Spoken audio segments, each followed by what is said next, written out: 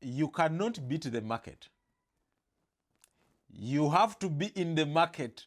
And I assure you, one time you're going to make you might even make this investment this month, and next month interest rates go up, and the stomach will hurt. You're like, I wish I had waited. You can never. Right? I will tell you, when you enter this side, your goal is to say, I will stay in the market. I have to make the best decision at the best time with the best available information. Now, the Ukraine war impacted the Uganda rates for just a period of 2.5 months. The government issued a bond of 18.5 interest rate. It discontinued it after 2 months. It discontinued it. It issued another one of 17.5. It was still so high, they discontinued it. By October, our inflation had reached 10%. By November, they did a few things. It started coming down. They brought in new bonds of 15%. We moved from 17 to 15 in a space of 3 months. So you will never beat the market. However, your goal is to say, I need to be in the market. Whether I'm there with a 2 million, a 1 million, a 5 million, I'll feel much better for as long as I'm in the market. This war has already started impacting the interest rates, by the way. In Jan, let's look at the numbers. We had an auction on Jan 8th. The best rate we got on Jan 8th was 17.65%.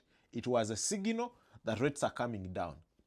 We have an auction on Jan 22nd. My goodness, I remember these things like, yo.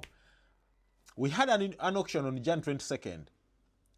The best interest rate we had then, 16.475%. A big reduction in 2 weeks. We had an auction on January 20th, on Feb 21st. Best interest rates, 15.459. At that point, we knew rates are coming down. Then we have an auction on March 18th, after the war. And then rates take an upward tick to 16.29. Why? The war. Are they going to go back to 17? I don't think so. But even where we are, in the 16s, in the 15 point, the rates we are getting you, the rate I would be getting you right now, for example, on a 25-year bond where I can get you 15.8, 15.9%, I assure you by February 20th, I couldn't even get you 15.5. We were in 15.2. That's how bad it was. So there is a reprieve. There is some good timing, right?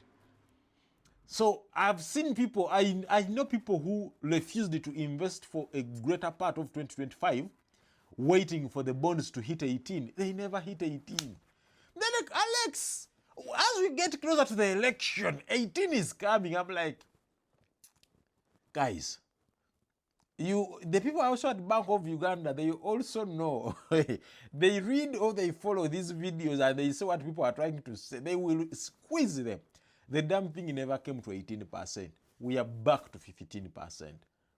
So you might never beat the market. The only thing that I always tell people is, every time you're making a decision, especially a major decision, what you do, inquire, get. That way, by the time you make a decision, you are saying, I'm making this decision based on the best available information.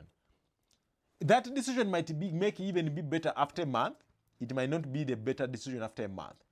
But as you be like, at the time when I made that decision, I used the best available information at that time. Then as you stay in the market long enough, it will start balancing itself out.